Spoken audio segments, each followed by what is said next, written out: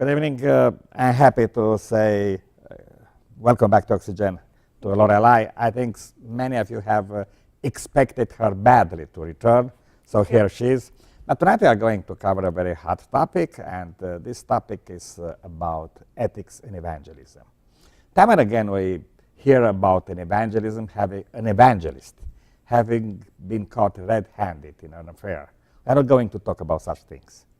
We are going to talk about evangelism as such. And my question is whether or not evangelism might involve in itself a break of ethics. And Lorelei, maybe it's going to be a surprise to some of our hearers and to some of our audience that to learn that you have a missionary experience. Mm-hmm. You have been in mission for 1 year. I went to South Korea from October 2007 to November 2008. So I spent 1 full year living abroad. Yeah, it was a missionary activity or related to mission? Yeah, it was actually working for an English institute in Korea. It's the biggest English institute actually in the entire country of Korea, secular or religious, and it's owned by the Adventist Church. There's 41 branches of it, and so they have a high demand for English teachers who also teach religion classes. They teach a religion class every day, and then they have weekend religious activities that they participate in. So it was teacher / missionary, the title.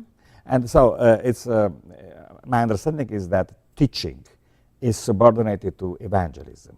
Like you do teaching in order to bring people to Jesus. Right. So in this, it was actually a company that I worked for was primarily an English institute because English is in very high demand there. So they're very well known. They're a huge company. But yes, that's primarily what happens. You have maybe 6 or 7 hours a day where you teach English, and then you have that one religious class. So yes, officially it's mostly a teaching English experience, but it is a religious institution. So you have church activities, vespers, clubs, retreats, things that are religious oriented. Which I think is not bad in itself. Right. Okay. So first let me ask you this question. What made you go there? What prompted you? Well, after I graduated college in 2006, I thought I was going to take one professional route, and so I was lucky enough to get a job in this field, and it was a corporate immigration job. And I was kind of disillusioned with working in the corporate world, even though I thought it would be very different than it actually was. And so I kind of went through a period of, did I do the right thing? Is this the right path I'm supposed to go on? And at that time, a friend of mine presented this opportunity. She couldn't go, but she was like, I think you would maybe be interested in this, seeing that you don't really enjoy your job. It's not really satisfying. So I said, why not? So you are disappointed by corporate culture? It was, yes. Primarily I wanted to do immigration because I thought it would help people. I thought it would be more contact with individuals, but I was pretty much sitting behind a computer and doing paperwork all day long. So there was no human contact. So you went there for human contact, for a purpose, for a sense of purpose? That's what I thought that my purpose was going to be, is to do immigration law.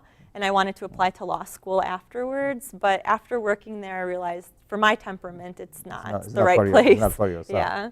Okay, so you went to Korea to find purpose in life, to escape corporate culture, yeah, and maybe you found some of the corporate culture there too, to do something for Jesus. So, did religion or any kind of religious motivation play any role in your decision? I think it was principally this religious motivating factor.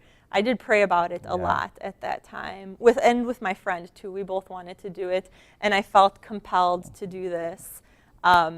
And although my experience was a unique one, where I came away with maybe a different perspective, I feel like I'm glad that I went through it because it has, in a way, strengthened my faith in a different way. In a different way. In a different type of way. But it was I understand primarily what you religious. mean. It was primarily, at that time, maybe a more naive understanding of religion and purpose. But yes, that was okay. Tell us something about your experience in Korea. First, did it meet your expectation? Were you disappointed? What new things you learned about human nature, about the nature of evangelism? Just tell us about your experience there. All in all, my personal experience, I would say, was positive in terms of I met very fascinating, wonderful people that I built lifelong relationships with. I was exposed to a culture which I have nothing but respect for the Korean culture. They are the most hospitable, wonderful people. I've always felt welcome there, and I learned a lot of things. In terms of my experience as a missionary, that was something that was a little bit strange for me, because the fact that this missionary method was tied to a kind of corporate situation, maybe I was exposed to some aspects of it, and maybe put a lot of things under question for me in terms of what is acceptable when you are in a different culture, and how you approach evangelism when you're dealing with a culture that is very different. Do you take advantage of certain cultural things? Koreans have a very particular group type mentality, and it's very easy to take advantage, especially in a religious context, of this type of group think. For example, first I want to say Korean people in general are like highly educated people. That being said, because a lot of the issues pertaining to the occupation by the Japanese and the Korean War, and it was just a very difficult situation in Korea after they were rebuilding it after the 50s, people kind of do things in groups, and so any type of individuality is kind of just cut back in. You're not encouraged to be different or even artistic. You're kind of encouraged to do everything as a unit. And so even if that unit disagrees with maybe the leader, they won't say anything, because there's also a very strict hierarchy in terms of age, parental status. Any type of authority figure will always win. So a pastor or a teacher, which is highly respected there, or any religious leader, can very easily make a group do something or persuade them to get baptized. If at an individual level you do not agree with the leader, you don't talk back to him. Absolutely. So you have a lot of dissent. You have people who maybe don't understand why, but because they're being coerced to do something, they're going to do it to save face, to keep a certain type of cordial. And how would the evangelism take advantage of this cultural thing? Well, maybe some interesting things that I noticed was that maybe some of these tactics were used on the Korean students that I had in terms of camps that were set up. So there would be 2 camps a year, a summer and a winter camp, and they were advertised as being English camps, English immersion camps in the mountains, when in fact they were type of evangelist meetings that were set up. So the students would go to these camps thinking that they were going to do maybe secular type of activities, but when they got there, they would do activities in English, but they would be religious. They would be reading through kind of like Sabbath school lessons from 6 in the morning to night. From 6 in the morning. Well, they would make us night. Wake up early. Yeah. So it was. Okay. Let me ask you this: is this another thing pertaining to the Korean culture, or is just a cultic way of doing things? Because it scares me. I think this particularly is a very Korean. Time-oriented, organized, structural thing. I see what you're saying, and it could be, but to be honest, it is a very Korean thing that I experienced. Even when I went to other activities, secular things, there were always a very rigid type of schedule. But that was kind of something that would happen, and then they would have these evangelism meetings with people like Mark Finley, and then they would have, of course, baptisms afterwards. And After it was 3 days? After 2.5 days, and then of course you would have a lot of people getting baptized who had no clue that they were even going to go to a religious event. I don't want to say that the whole institution is bad. Okay, let me ask you this. I know Mark Finney is very proficient in evangelism, good communicator. But how can one be expected to understand the whole range of theological issues of Seventh-day Adventism in 2.5 days? Well, how can anybody take such a rash decision to change theology and church and everything in 2.5 days? I think this situation, we can draw a parallel with what happens in the United States because it's not that different. I think teaching people how to think independently and to research on their own and maybe to come to a conclusion to be a Christian later down the line is not the way to go. A lot of times it's a numbers game and you report success in terms of how many baptisms you have, when in fact that's not an indicator of somebody's true convictions. Because a lot of times you have maybe an emotional approach. You go to meetings and you know the equation where the world is bad, and then you see a lot of scary images, and then it's only going to get worse, and then Jesus is here to help you, and then he's coming back. This is cultic, after all. Well, yeah, that's kind of the method that everybody uses, and I think these type of evangelistic series kind of take advantage of people's emotional states, and people will, people will become baptized, but it's kind of based on the spot emotional thing, which personally I did this when I was 16 and I was drawn into an emotional type of nets 2000 something when I got back. So I can sympathize and understand, but then afterwards you realize, first of all, miraculous things don't happen every day. So you're told your miracle stories are like a big part of this, and then you realize, well, this doesn't happen. Okay, I'm sorry to interrupt you, but I want to ask you 3 questions. Okay. First of all, you talked about numbers. How many Seventh-day Adventists are there in Korea, South Korea? I think the last time I checked, there were about 180,000 baptized members. And how many do you think are for real? And this is tricky, and I know that this would probably make a lot of people upset, and I don't want to just drop numbers, but I definitely just speculating from my experience of the retention rate being 10 to 15, maybe 20% of people who get baptized. Like I've experienced this.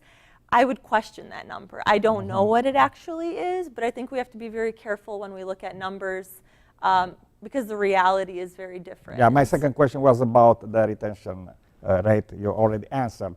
My last question of the 3 is how about miracles? What kind of miracles were you being talked about and they told other people about? Well, I think the Mark Finley type miracles, I think we all know they usually happen in the Soviet Union or Africa. Right after, or, and so I'm not saying that they didn't happen, and I'm not trying to criticize, but sometimes even I would be, at that time when I was I had different, I felt differently about miracles. Ontologically, extreme. Ontologically you cannot check, of course. You can't. The question is, how ethical is making use of miracles that nobody can check to prove something else that nobody can check? Okay. There's a lot of parts of this question to answer. If you are presenting, if you are teaching possible future followers how to research on their own and posing questions to them and forming them into individuals that will have an interest to further do research, and then you present true story situations of people whose lives have improved. I don't think that there's anything wrong with that if it goes hand in hand, but I feel like oftentimes it's the extraordinary things, and this is not just Adventism, this is mostly Protestant, even Catholicism. It's not very exciting when you don't have some exciting thing happening. And I think what's unethical about that is that you create certain expectations in people. I know because I experienced it. I thought if I put myself in a situation, God will take care of everything, bad things won't happen, like he'll make out a way for everything to work out and things.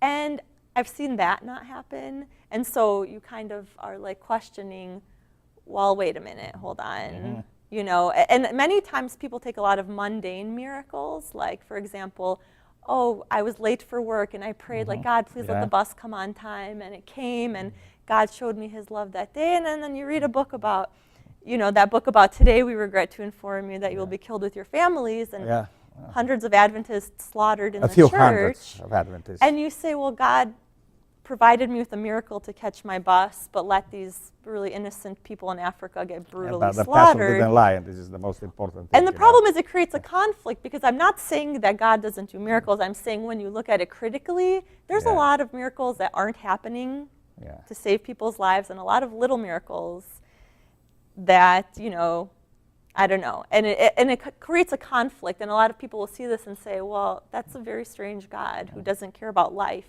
human life, but he cares about, you know, you eating organic foods or whatever. Or catching the bus or right. something like that. And did you expect miracles to happen to you when you went to Korea? I personally didn't expect something. But you heard about miracles over there? It was a method that was used to attract people, which was just like the methods used in the other churches there, and just as it is used here, you know. So there, that was a little bit concerning because there wasn't a lot of content. So you have a lot of baptisms, you have a lot of people coming in, and then when you talk about content-related things, there's really nothing to work with, and then they just wither away. So that's why I think it's kind of dangerous. To have it solely based on that. Yeah, this is true. And I noticed something in camp meetings. They tell children a lot of miraculous stories, and they expect their life to be just a series of miracles, because this is what faith is all about. And they are disappointed, and they lose faith totally. So let's move on. Okay, tell us more about your experience as a teacher there, and how did you relate to people and to your colleagues? And let's focus on ethics, because this is the question. I don't want to criticize your former colleagues, your experience, but anyway, let's say what was ethical, was unethical, for the sake of truth. Not for anything else. I think just as a general statement, I would say my experience interacting with people was very enriching. These students that I had, they were just amazing. I think teachers were really respected there, which is nice because here it's not the case. And they're just very well behaved. For me, it was really interesting going and working with all Adventist teachers, because I went to public school all my life. I went to Catholic school for university. I'd never been in an Adventist setting outside of church. So to walk into a situation where everybody, you feel like you're in Adventist college, and it was a little bit like of a culture shock for me. Culture shock, why? It was really interesting because... To better, or maybe the reverse of it? You know, I kind of, and again, not to be critical, but I feel like there's a lot of keeping a certain type of face in public, and kind of maybe not revealing information because you might be judged by maybe what your interests are, your hobbies, or I'm personally not one of those clap your hands like hallelujah people. I'm more inward in terms of spiritual things. So it was maybe a little bit difficult to relate to kind of the general attitude that people had. But the truth is... And was that attitude genuine, or just being I can say that for a lot of people it was. There were many people who were there for the right reasons, but at the same time, because it was a job and it paid fairly well, you had the opposite there. You had a lot of, I have to go to church, I have to teach my religion class, I have to do these things, but I do my own thing on my own time, and I just have to keep the appearance of, you know, being a person that I'm, a lot of I don't do and I don't do. It comes down to, what do you do? I don't do this. I don't like this. For I instance, like this. What? You know, like if you're talking to people, what you like to watch, or musical styles, or even in terms of how you, if you like philosophy, or if you like books, or, you know, it just, I felt for the first time in my life I had to be careful to, you know, I don't know how people were judging me. But it was interesting, and once you get to work with people more and you get to know them better, they let down their guard, and they tell you that this is how they were brought up, and this is just kind of how you protect yourself from rumors or whatever. So faking it. Unfortunately, and we do that here too. That's not something that doesn't exist here in the church. How about Koreans? Did they fake it too, or they were just genuine in their decision to follow the Seventh-day Adventist theology? There are many different groups of Koreans that I interacted with, and in terms of their kindness, they are incredibly genuine, and their respectfulness, wonderful, wonderful people. I think sometimes there was some confusion because there were some type of cultural conflicts, their culture and our culture. Some of it maybe was related to food. They'd always been brought up eating certain types of food, and all of a sudden we were coming in and saying, this food isn't good, this food isn't good. Like seafood? Okay, for seafood, for example, and a lot of times we didn't understand that some of the things they eat are due to the fact that they have a very particular history of shortages of food, and there's certain things that they have always done, and we have to kind of respect that. We can't just kind of come and think we can make away with their culture. You're just trying to impose on them our diet, or making so silent compromises with their culture? I'll give you an example of a situation I was in. I had a student, and this is the first time I talk about this live, but I had a student, and he was the head of a bank. He was a very nice man, and he invited me and some more students to the nicest restaurant in the small town. I moved in many places, but in the small town, he made reservations 2 months ahead of time. He really wanted to show off his culture, and it was very nice. And I went to the restaurant with my other students, and we sat down, and I noticed that I wasn't getting a menu, and I realized he had already ordered the food for me. And then when the food came out, it was raw slabs of pork, and it was just rolled up. And I realized that they'll be cooking it in front of us. I also realized that it was the most expensive thing on the menu. And at that time, I was so nervous. I'd never eaten pork before, and I was like, I have to make a decision. Do I say, I'm sorry, I don't eat pork? If I do, I will totally disrespect. Like, this man has gone out of his way to show me his culture and be kind to me. Or I can just eat it and be thankful. And I mean, I chose to eat it and respect the culture. Maybe somebody else would have done something else. But I've seen situations where we go into their culture and we say, nope, I don't do this, I don't eat this, I'm not doing this. And for them, respect is a really big issue. Okay, let me ask you a question. Do you think that you were compromising? No. No. So you think that you acted out like Jesus would do? Or maybe you compromised your secular humanism philosophy? When I came back, I remember calling my mom, and I was really conflicted, like, did I do something wrong? And the more I thought about it, the reaction in that person's face, if I would have disrespected him in front of the other students too, it's for me, it's a no-brainer. Like, I feel like I did the right thing. I don't know if everybody else agrees with me. I don't want to say that Jesus would have done this, but I personally feel like if I asked you, I'm happy that would I have did Jesus that. done it? What would you say? I would hope that he would, that I would have respected this person's dignity, and I think that's what Jesus would promote. Again, I don't want to be putting words into. It's I would say you were right. Okay, you did the right thing. This is my take. So, but let's move on.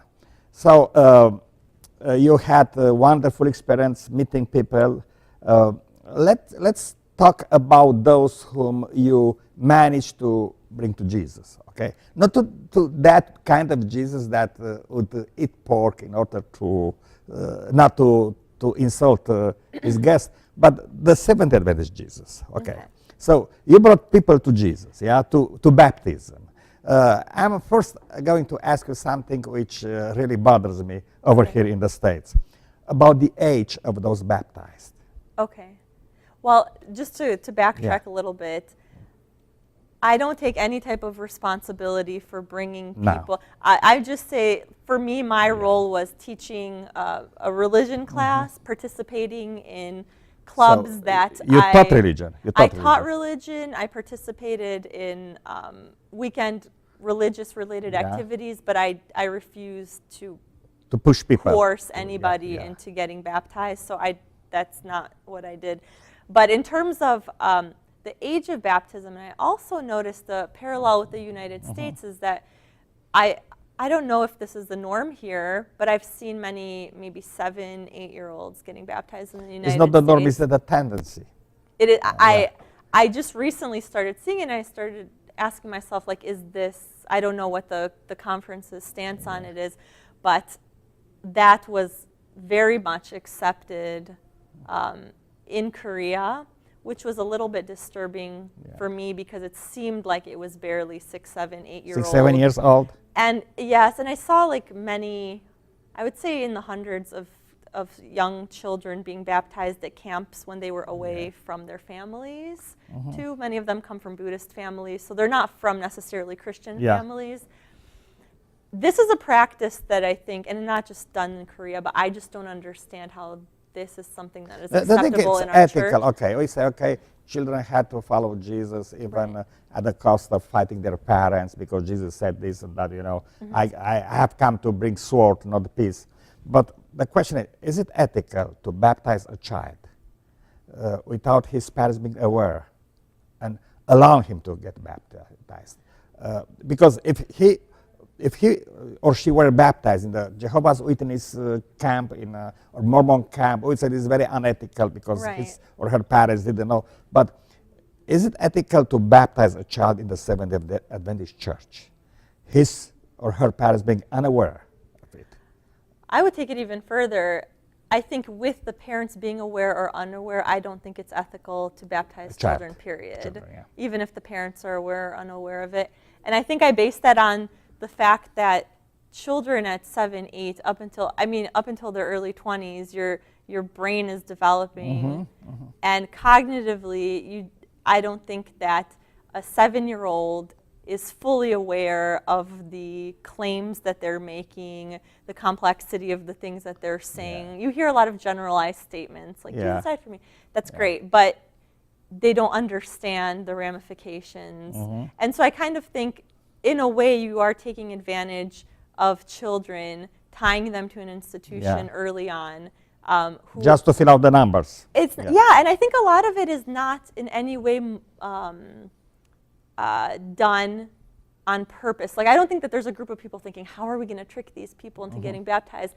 I think a lot of people say, oh, this child is honest, and why not? The Holy Spirit is touching. Yeah, I don't think that there's a really like evil spirit trying to trick people, but I think to not understand that children are not capable, even me at 16, what I learned from 16 to 28, I feel like I'm even 20 to 20, I'm an entirely different person, exposed to different things, and sometimes things aren't black and white, and you have to think about it. I'm not saying don't get baptized, I'm saying you have to be careful because children are easily impressed by certain things. They're scared into certain things. A lot of children, my experience, again, I was afraid of the end of the world. I was in Romania and I heard a sermon about the persecution when I was like 12. It ruined my life for like 5 years. National Sunday Law. National Sunday Law, waiting for people to knock on my door to take us away, my friends to turn against me.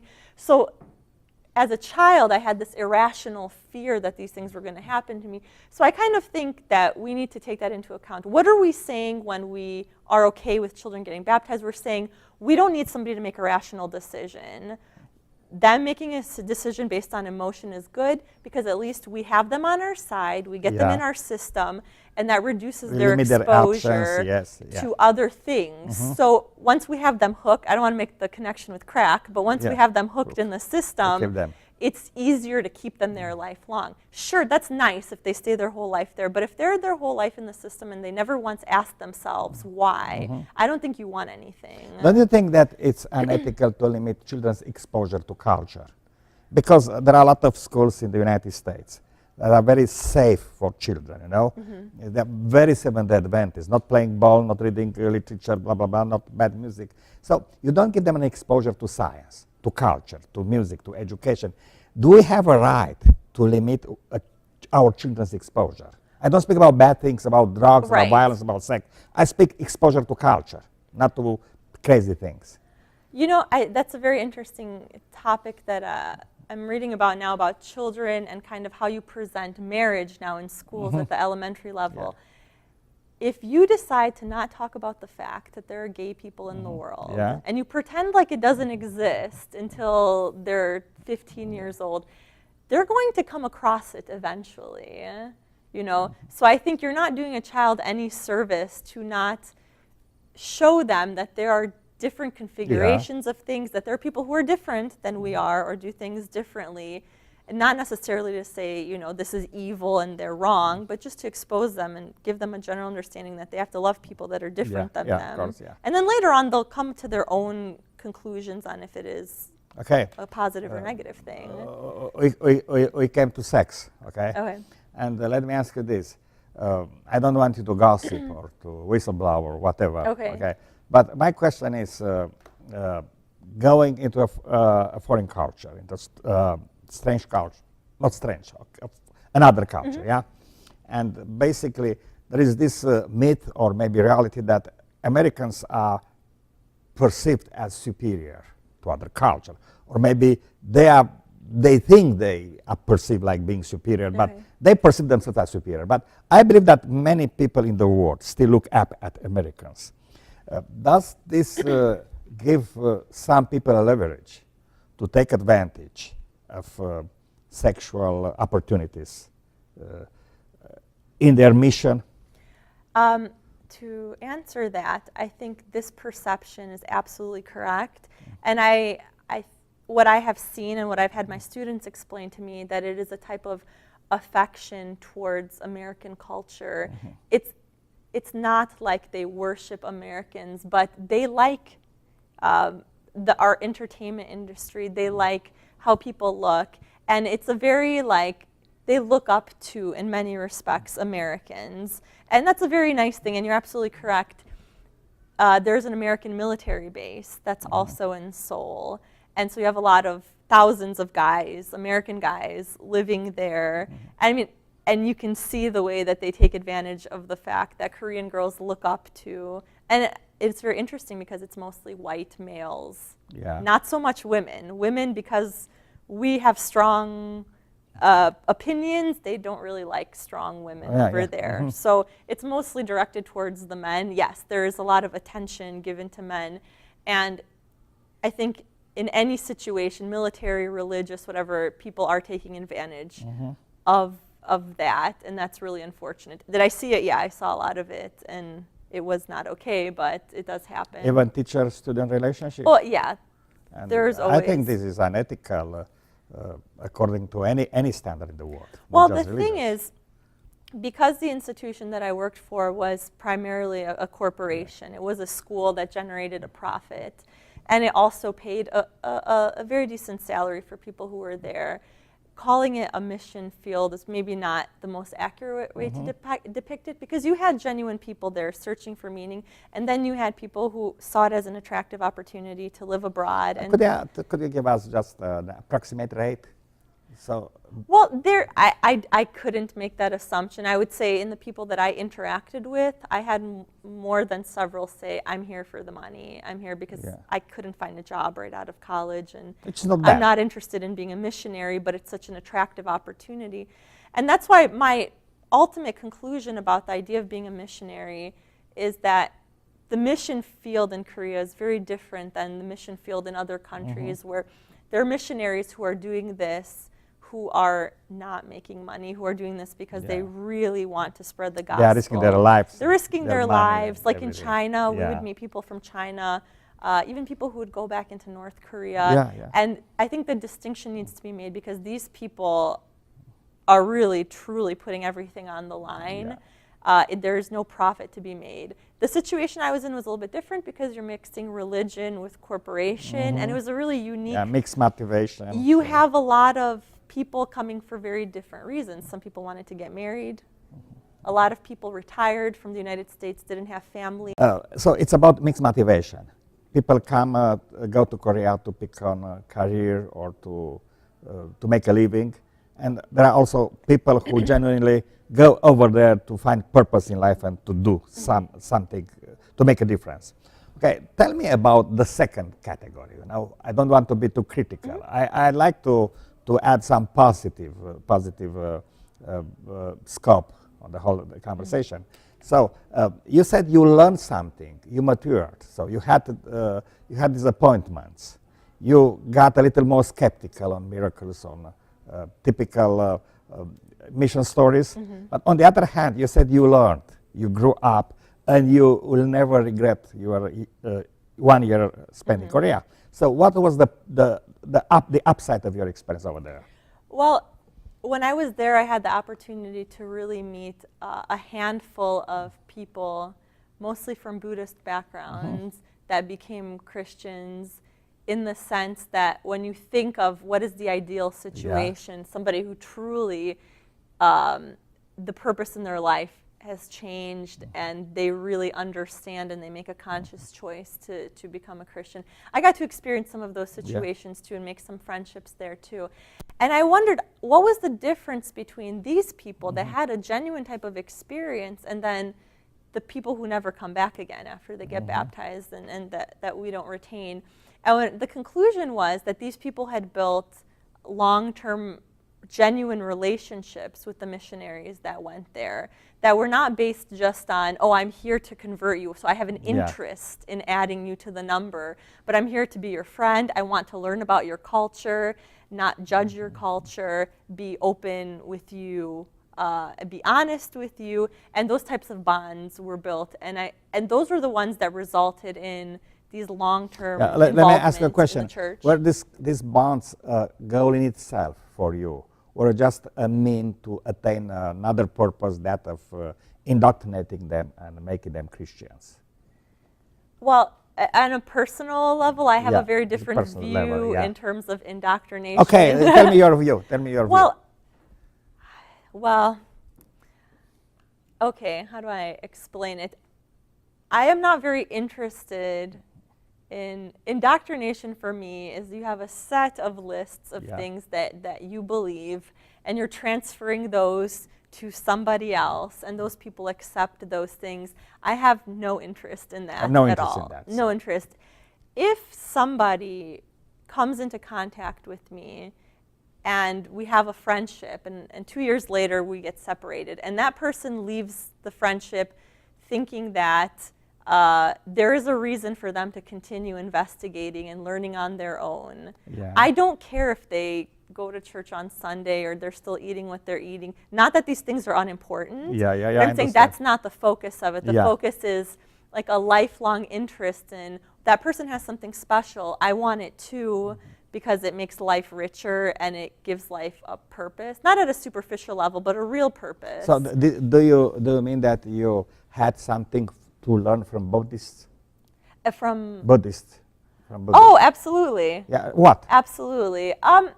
Well, I at that time was reflective in a certain way, but I've kind of learned that I need to take it easy sometimes. And I mean, it very much coincided with the idea of the Sabbath and me really realizing how great the Sabbath is. So Buddha, or the Buddhist help you realize how great the Sabbath is? Well, you know, you see a certain demeanor.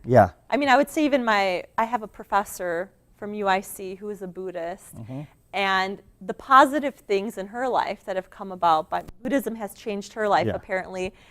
And when I see her, I'm inspired to take a step back and take control maybe of, you know, maybe exercising a certain way or eating or being more conscious of certain things that don't conflict with my belief in Jesus. So of course, we always have something to learn. There's people whose lives have changed from different experiences. How about ethics?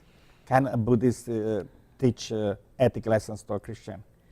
This is a tricky one because in terms of their understanding of objective reality, I think there's less of an interest in understanding or getting closer to that, what is objectively real, because there's this pluralist type attitude where the absolute doesn't really matter, it's a state of mind, etc.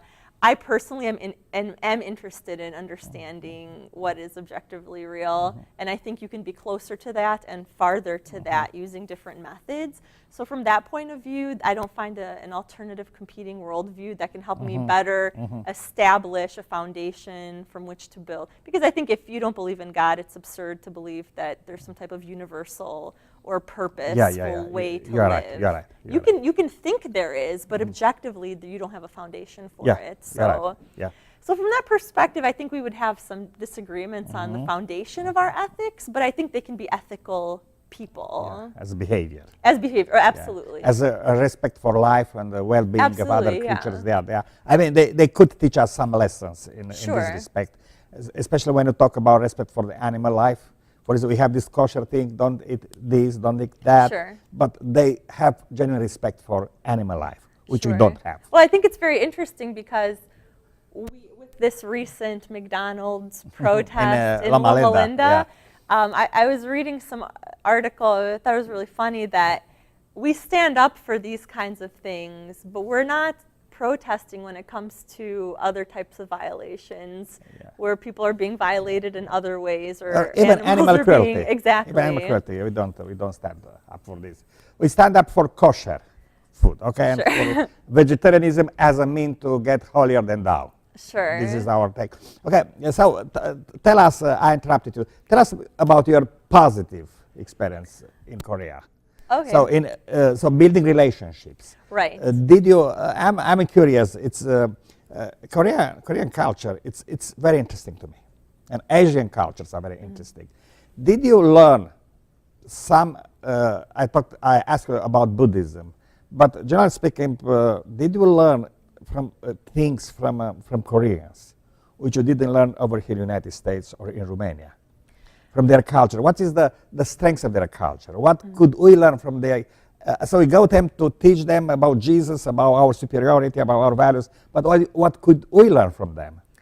There are a lot of different things that I found fascinating. One that I particularly really found fascinating was the relationship that they have in terms of respect for one another.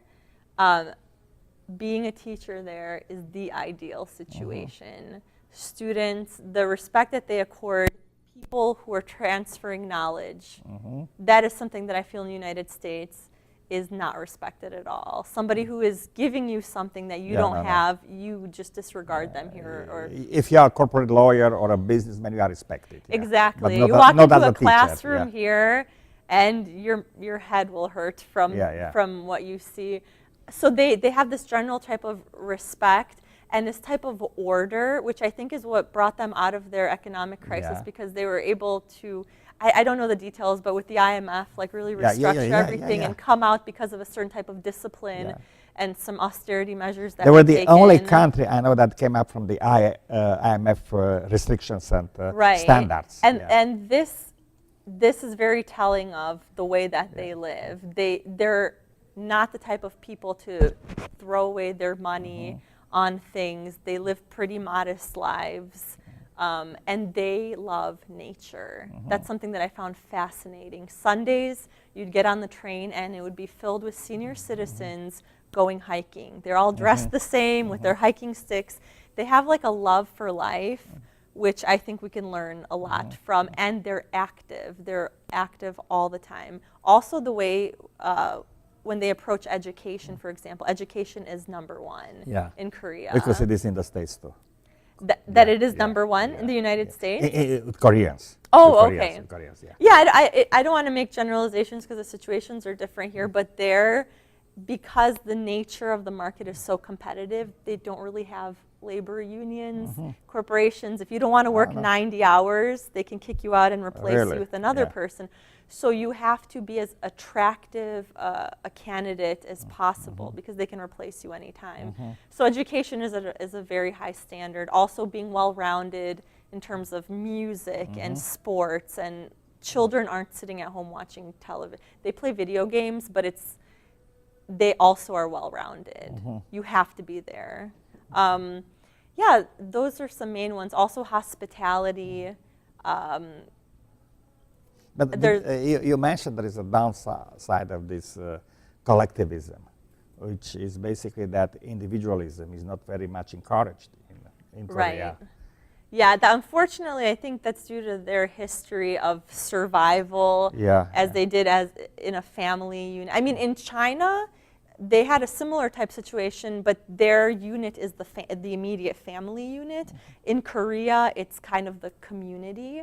So you see even apartment buildings are exactly the same on the inside. So you'll have one building with 100 units, and they won't be different. There won't be luxury ones and then smaller ones. All the units are exactly the same because you want to have a type of non-competitive, collective community, and to not have envy or whatever. Do they have skepticism and nihilism like in the West? Or you know, because it is, they have a very high Christian population, the comparisons with Japan are startling. Like, they have a high rate of suicide, but it's mostly tied to high school graduation exams, and if students don't do well, many students commit suicide. In Japan, I think Japan and Russia are like the two highest in suicide in the world. Their suicide numbers, which are insane, are stemmed in this type of belief of nothingness, based in they're not a Christian culture, and they don't have another justification to give themselves meaning. If you do a lot of research online, they have suicide clubs, and so this is a very different approach. Koreans tend to have a more positive, even their president is a Christian. Christianity is very much promoted in the country. So if there is suicide, it's because the expectation is too high. It's a different, not because there is no belief in life. And it's not that I don't know every case. Obviously, there's variations, but you know, when you do the research, you see that it comes from a very different place. One is more of, I'm not going to find a job, I disappointed my family. In Japan, it's very much like there is nothing. Their culture is a little bit different, and people live very individualized, compartmentalized lives, and they don't interact in the same way that Koreans do. There's a slight difference. Yeah, I think their culture is a little bit nihilistic by tradition in Japan. So let me go back to the issue of evangelism and of mission. You spoke about building relationships, you know, because forget about theology, forget about indoctrinations. Yeah, I would not say forget about. You do not believe in God, but let me ask you this: you believe in God, okay?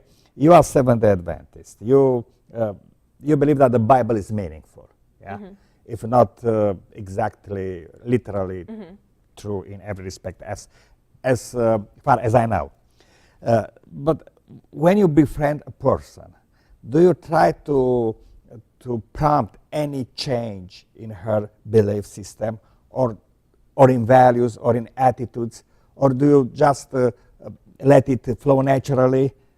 You know, and what is the area of change you'd like to see in your friends, or maybe you also change in turn, you know, following this relationship. So what is your view on this relationship evangelism? What is your philosophy? Just try to define it a little more explicitly. Okay. So personally, since I was obsessed with religion from the time I was a teenager, I experienced all of these different types of scenarios.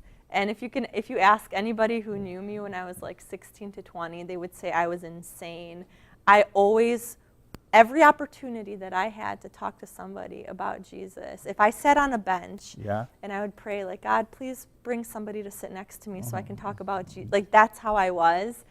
Every opportunity I had, I would talk about it. I would put my opinion out there. I would give you the logical argument about why this doesn't make sense, but look at my argument. They correspond. It makes sense. It's great. I made 0 friends doing this. Like, maybe I made friends, but they were like, you need to tone it down because we don't care. Like, you're obnoxious. And I've experienced that too with other people trying to convert me because I thought, time is running out. I need to get to as many people as possible. I don't have time to become friends with them. Because it's around the corner. Right. And so I didn't want to invest in people. But with time passing, and I met a really interesting person from Germany, a Romanian person who's Seventh-day Adventist, and we talked, and he told me that he doesn't tell any of his friends that he's Seventh-day Adventist. They don't know what religion he is. He just is himself around them, and eventually they just ask, maybe if they see something different, if he says something, they'll ask him to elaborate. And that friendship bond can still exist, and they already like you as a person, so they're more open to taking what you have to say into account and thinking about them. When somebody attacks you off the street and I have to share some good news, you're not really open to hearing what they have to say, especially if you're busy, you know. But I think if you have relationships with people and they bring new information to you, you're much more open, and if you know that person has integrity or whatever, you're much more open to listening to what they have to say. And I think you get you get to building these bonds. It takes a lot more time, but I feel like personally it's been more effective in my friends now. They all know what my opinion is about everything. And maybe it took a couple of years for me to tell them, you know, but they all know what I believe, if they agree or disagree. But they know, and they're still my friend. But I think my life would have been very different if I'd have continued in this attacking, aggressive But do you way. still have a theological agenda? Because some people might agree with you, yes, we shouldn't be so aggressive. We should just slow down. But the theological agenda is the same. I mean, bringing them on our side. So do you still have a theological agenda? My theological agenda, the idea of bringing them on our side, well, what does our side mean? For me personally, good question.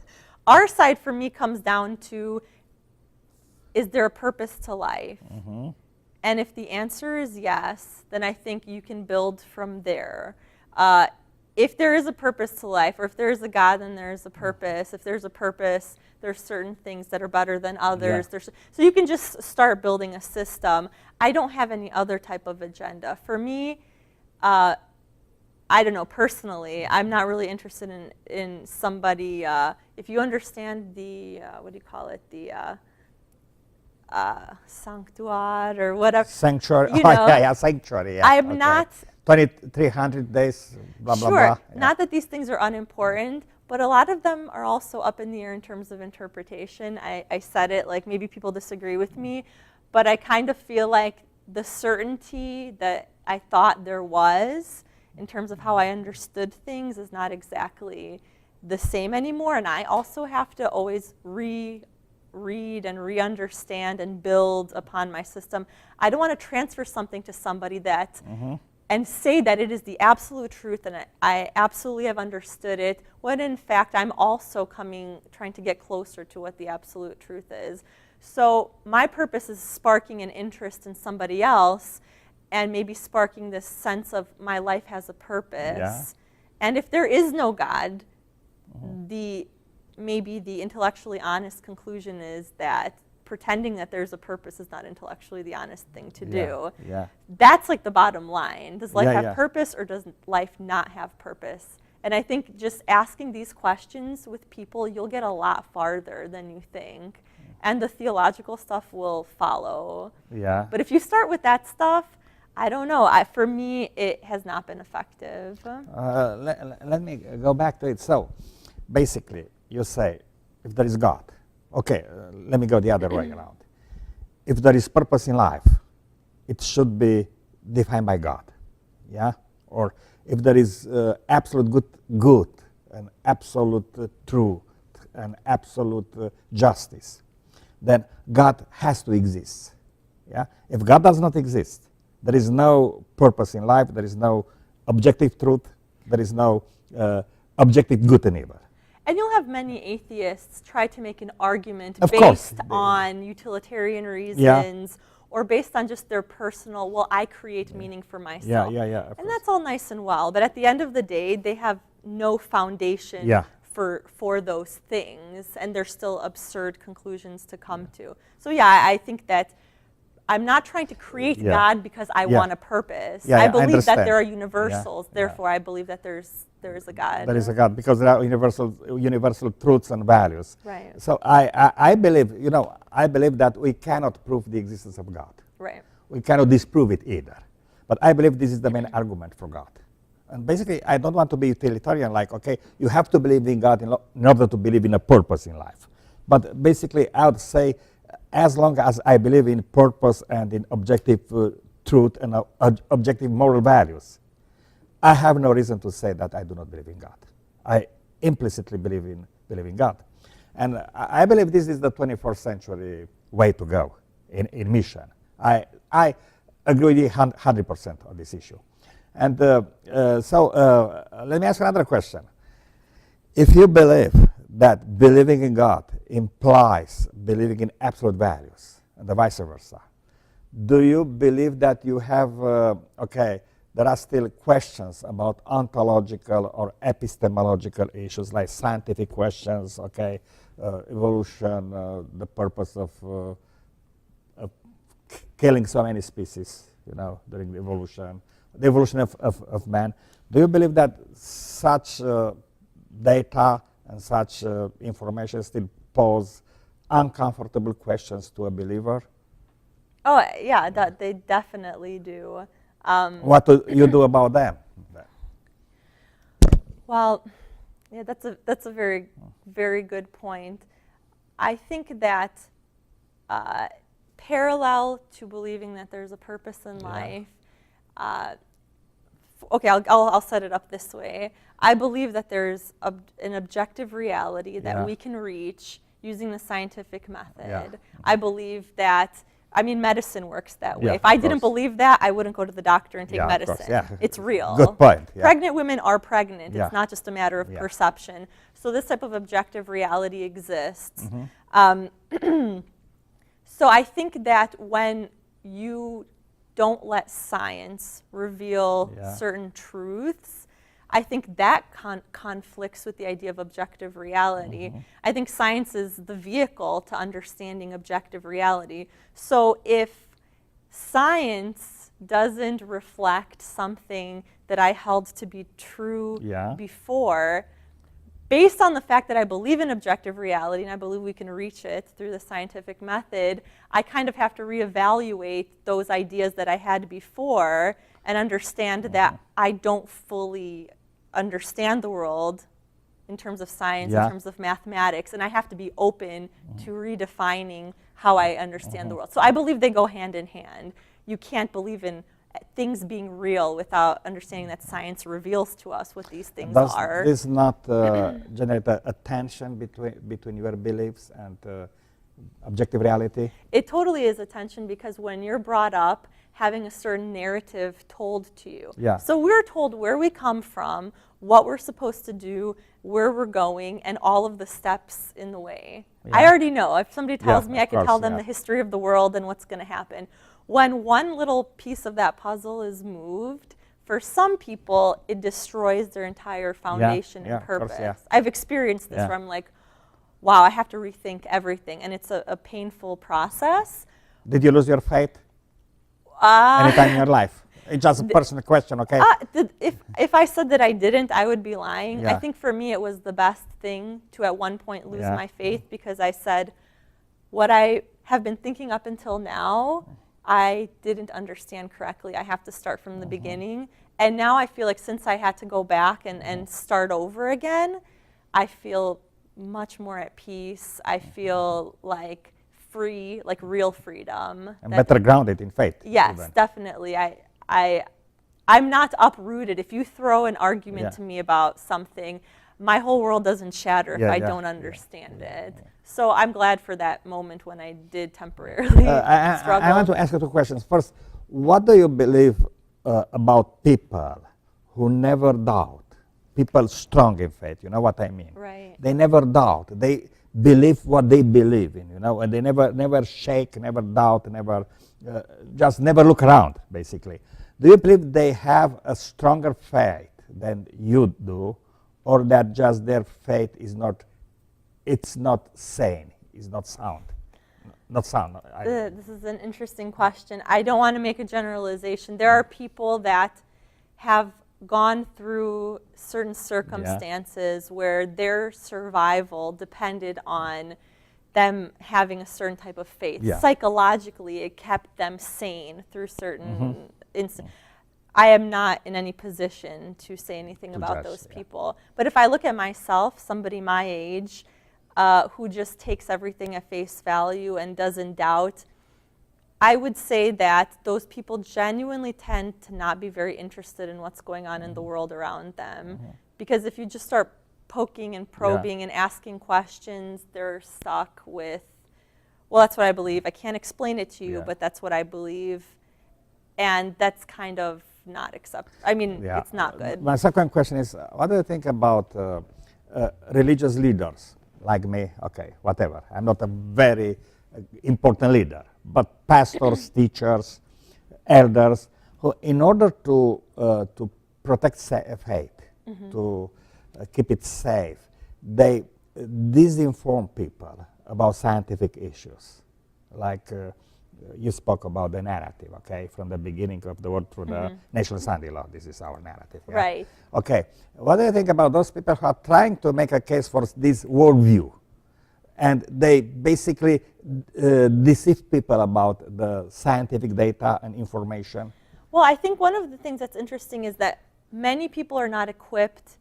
Sometimes we think, oh, well, they're purposely deceiving people. I think many people don't understand. I'm not a big science person, so for me also it's a struggle to understand. And I think that the way that leaders are, the education that they're given doesn't provide that for them.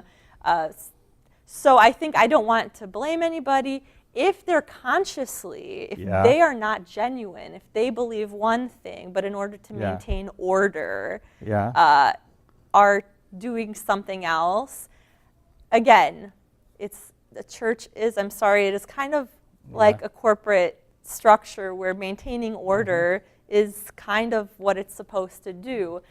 And that's why I'm kind of skeptical when it comes to institutionalized religion, because I know how it works. That's disingenuous. I came across a catchphrase in Adventist Today: evangelism industrial complex. What do you think about this? Yeah, not to be negative, I think we fall into using certain equations. And I'm pretty sure that if you look at like plans for evangelistic series, they use certain methods that have proven it in time to produce yield results or whatever. So yeah, there's definitely a type of equation that's applied to it that non-Christians use in their speeches too, and the way that they present information. So yeah, I think we're also susceptible to using those methods. It's interesting because you told us you went to Korea in order to escape the corporate culture.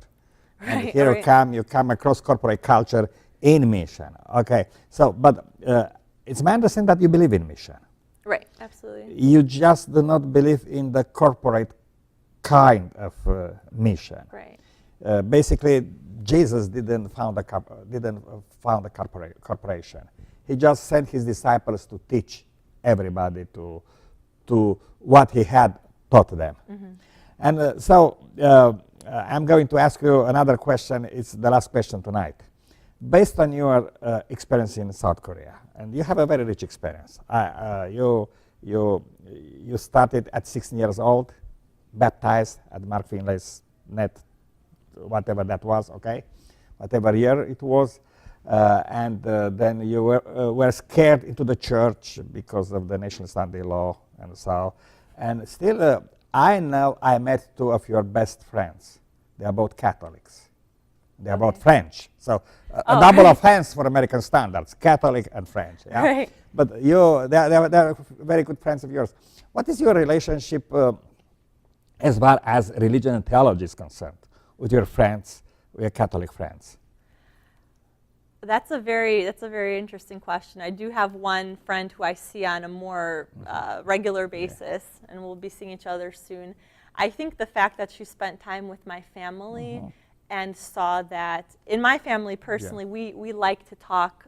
We'll come home from church and we'll talk about ideas, what happened at Sabbath school, this comment, what do you think? And I think that for somebody like her, it was very attractive to see that, well, just because the pastor said it doesn't mean that it's true. We can say maybe we don't agree and then look at Bible verses and do our own research. And I know on this one particular friend, even though she is a devout Catholic, she has a sympathy, like she sympathizes with this form of personal responsibility, a personal faith, not just a corporate religion that you belong to. And so I feel that maybe that has made an impression on her life. She enjoys participating, even on the Friday night youth meetings. When she comes, she loves talking. She loves participating. So I think the fact that we have a very strong relationship makes it easier for her to ask us questions. She participates, and she sees that we're like normal people. We're not trying to convert her. We just like to have a dialogue. But you know, we have a mission task as a church, as a corporate church. We have to print a certain number of the Great Controversy. Okay. And as a good Seventh Adventist, you have to give her a copy of the Great Controversy. What would you feel like for your friend to read certain let's say certain segments of the great controversy, at least. Asking me very I was about to say certain chapters, but it's not just one chapter or another, you know. This might get me in a lot of trouble, but I think that if you start off with that, you will have that person think that you're a weirdo. And I'm going to say it that way. That's not the focus of what we believe. You're not going to give her a copy of the great controversy. You know, unfortunately, I actually had a very interesting Facebook discussion today related to religion, and I think that all people have to do is Google SDA or Wikipedia SDA, and all of that, sometimes negative information is available for them on the internet, so they already come to the table with an understanding of Seventh-day Adventism that isn't necessarily accurate. It's very much skewed and very much formed by former Seventh-day Adventists who don't like the religion. So I think to focus on those things, not that they shouldn't be talked about, but that's not the main focus. There, you know, I would talk about, Ellen White, talk about her place historically in founding the church, what she did, and her importance in this role, and maybe an interpretation that she has. Steps to Christ, I think, is an excellent book for anybody to read. Is that of ages? I think it's a very interesting, in terms of just the narrative structure, that I found, you know, not that I sit in all the details about Jesus's birth with the details, and I don't take these things to be literal things, but I think it is an interesting perspective to maybe enrich your understanding Patriarchs about and prophets. So I'm asking a question. I'm pressing her. So, did you read Patriarchs and Prophets? You know, unfortunately, I have not gotten to that one. How about Testimonies to the Church? Oh no, please don't ask me. Okay, good. I've read Messages to Young People and some. It's because, you know, I think one of the most important things to us as a church is to decide what to do with Ellen White in the future. Right. I am not on the side of those who want her just thrashed away. You know? But I believe we should change our theological understanding of Ellen G. White. And even critics of Ellen G. White don't understand that a lot of her views reflected the views of the general population at that time. And so it wasn't something radically, I mean, some in terms of diet and whatever maybe were, but other ones that clearly science and medicine tell us are not necessarily true. Of course. Like green tea, for instance. Right, they fell in line with the views of most people of the time, and people can't discern that. That's kind of how they look at the Bible. Well, God allowed all these people to get killed. Well, you don't get the point. That's not necessarily the point. That's what was happening everywhere in all the empires. It reflected the times. So I think if you build a friendship with somebody and you can set a foundation for, well, you know, we have to take the context into consideration. You can't just throw a book at somebody because you can come out of the great controversy with a lot of fear, a lot of confusion. You have to kind of set the groundwork first, and then then pass on the literature. So, Lorelai, I think we have been talking for over 1 hour. Oh, okay. I believe people, those listening to us, are not bored. I want to thank you not only for coming over here tonight, but I'd like to thank you for being in the church, for being with us. We so badly need people like you in our church. I'm not very happy with the new tendencies in the church, and I don't think we need to go back to the 19th century to be good Seventh-day Adventists. I believe that our eschatological scheme trapped us, because you know what? What's the problem? When you believe what we believe about the future, you don't feel like you need to change, you know, because the end is so near. You just have to stay as you are in order to meet the requirements of the second coming. So we need to understand that we have to change as a church, and the survivors of the church as a meaningful institution. It depends on this, and I'm very happy that you and other people, you know, are still with us in the church. it makes me be optimistic about the future. Well, I have to say that if I didn't feel like welcome in my church, because there are places I haven't felt welcome. There are a lot of places. Well, the truth is that wouldn't welcome you. In terms of friendship ministry, I feel like friendship is based on being honest, being able to express your opinions, being able to have maybe conflict of ideas, and I feel like to be yourself. To be yourself, and I think that the church where I participate allows me to be myself. I don't have to pretend to be something I'm not. So for me, I feel privileged to be able to be in this church. So. Oh, thank you very much. I feel privileged to be in a church with people like you too. Thank you. I'm very honest about it. Thank you very much for your support by just listening to us. And I think you are in agreement with me if I invite Lorelai to come back and to give us another piece of her very precious and very spare time. By the way, so you had a conversation on your Facebook account. Yeah? Oh dear, no. Okay, no, okay, good. I'm stopping it. Okay, thank you very much, and we'll see you again in the same setting. Goodbye.